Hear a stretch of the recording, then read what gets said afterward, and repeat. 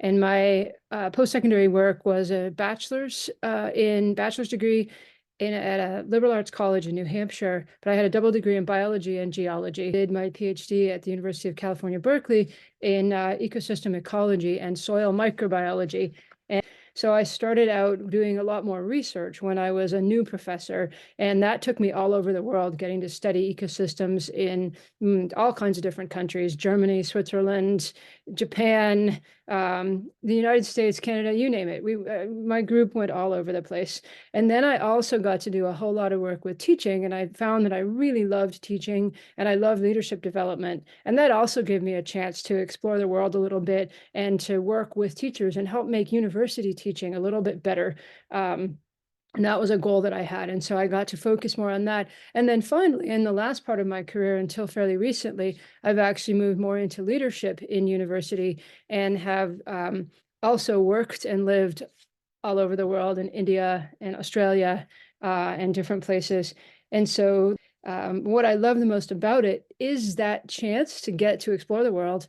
And also, I really do love teaching, which is what I'm back to doing now. And I love working with students, and I love helping people figure out what they want to do, because I really, really believe that the world is facing a lot of challenges, and we need every single person's mind, creative ideas, all of everything that you've got, because we're not going to find our way through this without everybody working on it. So I'm also at the University of Calgary, but I just graduated with my PhD, and right now I'm a postdoctoral fellow. So you can after you get your PhD, you can do like contracts that are like a year or 2 years in different labs, and you could do it around the world. I chose to stay in Calgary for now. I actually started with a bachelor's in philosophy, and then I got like a certificate in hotel management. And when I came to University of Calgary, I started with open studies, because then I decided I wanted to go into biochem. But then I had the opportunity to do some summer research in a chemistry lab, and that just like changed my mind. I fell in love with organic chemistry. And then when I got my bachelor's, I decided to do graduate studies with the professor I did a summer studentship with.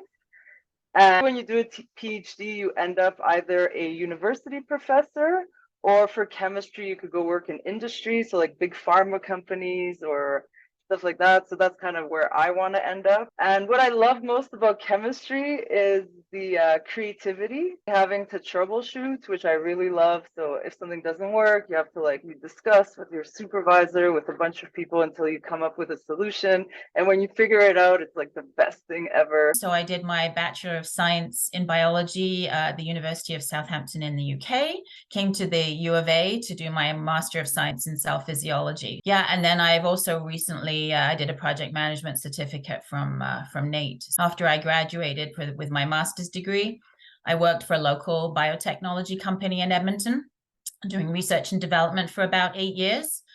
And then I had the opportunity, when that particular company went public on the Toronto Stock Exchange, they were looking for somebody who could actually talk about the science to the shareholders. And so that opportunity was put in front of me, and I went, yeah, this would be great. Let's try this. So I took on the role of investor relations, which is essentially a communications position.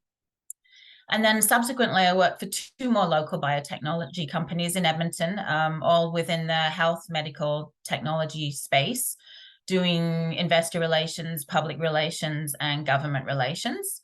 Then after that, I actually took a job working as external affairs and communications for BioAlberta, which is where I am right now. So that was super fun. Then I spent 7 years as a marketing and communications strategist at NATE, so the Northern Alberta Institute of Technology, so working with their applied research team. They have 7 applied research centers, so that was really interesting, great to work with the scientists there.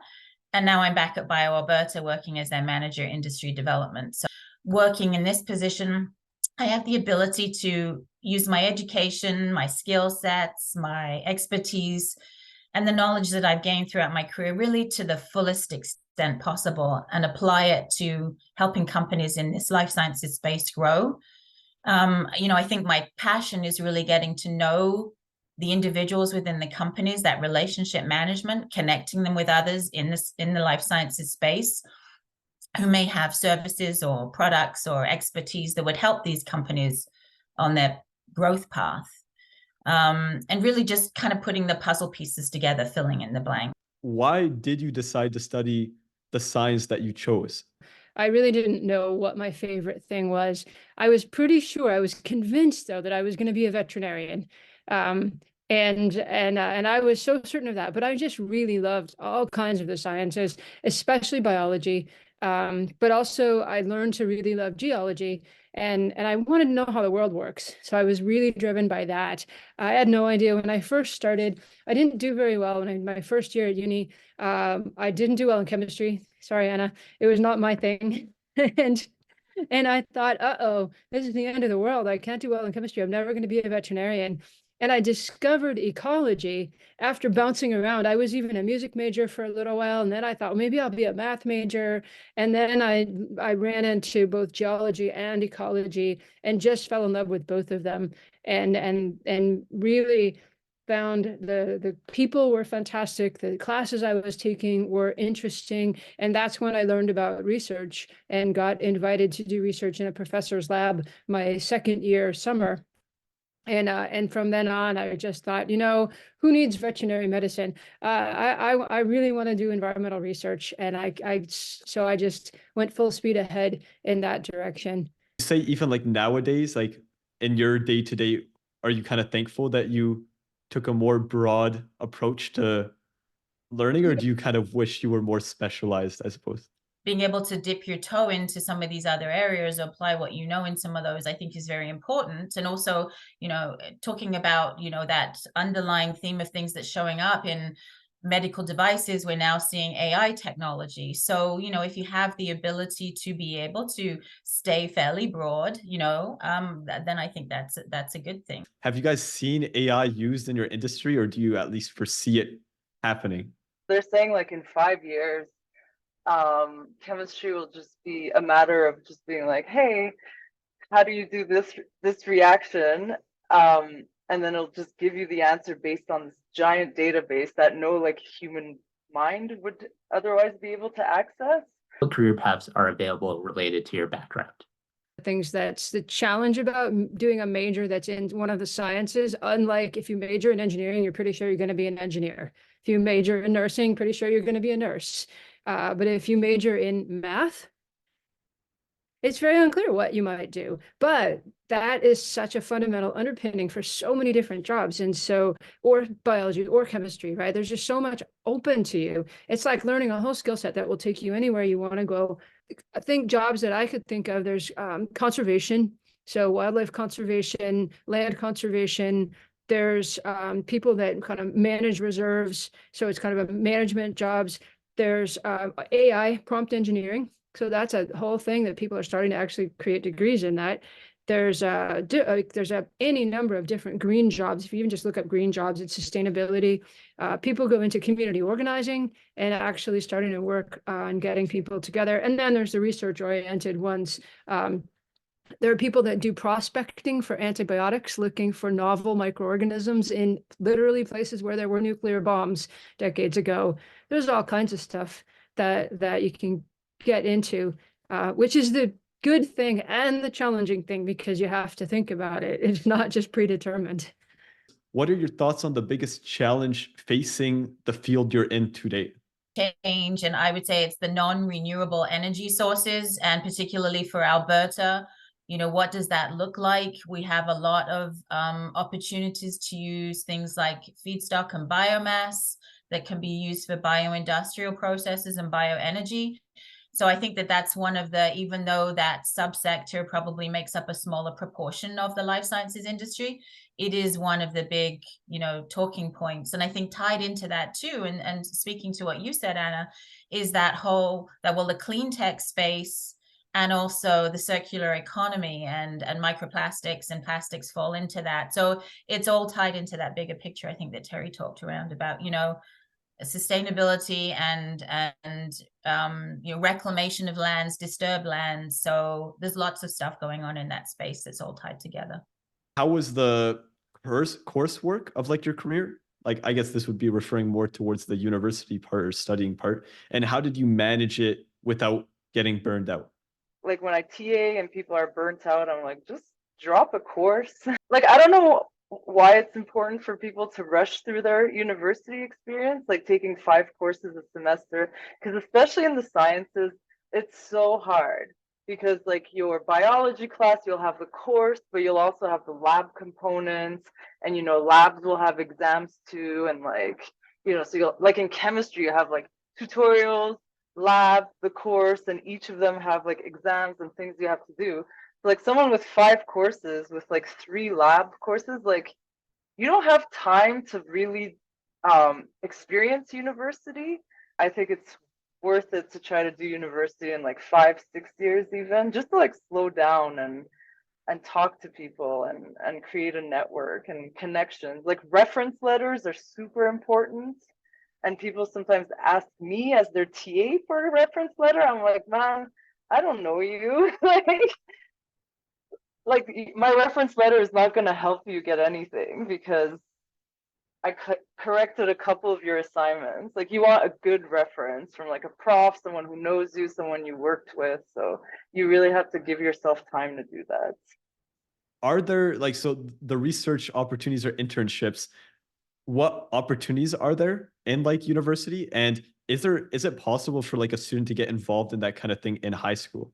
I think a lot of people get discouraged when they reach out to a prof and it's intimidating, and then you don't get an answer, and but it's not because the prof is rejecting you. It's because they're so busy. Like honestly, I expect profs not to answer my emails, and then I'll politely be like, I know you probably got a million emails since mine, so here's a reminder of mine. And then also like don't underestimate talking to their graduate students. Like all the people that worked with me in the lab, like I was the one who recruited them. Like it was people that approached me in my first year chemistry classes that were like, oh, what's your research like? I'm interested. And I usually help those people by introducing them to the prof and like providing them an opportunity to work in my labs. So yeah, I would reach out to TAs and grad students, and like student associations too. If you're in high school, I know like the physics department brings in like 100 high school students every year around the summer to just like spend 2 days in the lab. So there are like programs that exist for that. So I would look for those. Pay attention to what it is about what you're taking classes and what you're doing that you like. What is it about that, right? And think about what contribution do you want to make, or what problem do you want to solve, or what challenge do you want to address? And then consider how the work that you do, the classes that you take, the major that you decide, how that can help you move forward on that problem. And as I said, also, don't get too attached to what you think is going to happen in the future, because none of us have any idea. And so you're not going to choose wrong. There's no way to choose wrong right now. It's not possible. You're just going to go in this direction. And then it might be you realize, oh, it's not getting me where I thought it did, or I'm not liking that as much as I thought. So then you go in another direction. And then I guarantee you're going to end up potentially just even better off than you ever thought. So there's just, to me, that's the most important thing. You can't be wrong. Don't be afraid to take opportunities that come your way, even if they don't feel as though they don't potentially fit with the direction you're heading, or maybe you don't have a direction. But I know I have an acquaintance who did a PhD, and at the same time she decided she was going to take project management courses, and now that she's combined the two, right? So you can diversify. Sure, I know that there's a limited amount of time, but you don't have to stick to just science. You could take business classes at night school. You can do a whole bunch of other things. So think about the combinations of things, going back to what drives you and the passion. And I would say too, and maybe it's a little early perhaps, well, I don't know, for high school students, but as you start to work on what your career looks like, I would say LinkedIn is a great business and networking tool, particularly in the corporate world. Think about, if you haven't already set up an account, it'll capture your education, your experience, and your contacts as your career progresses. And it's a great way to stay connected to people and to learn about what's going on in the field of interest.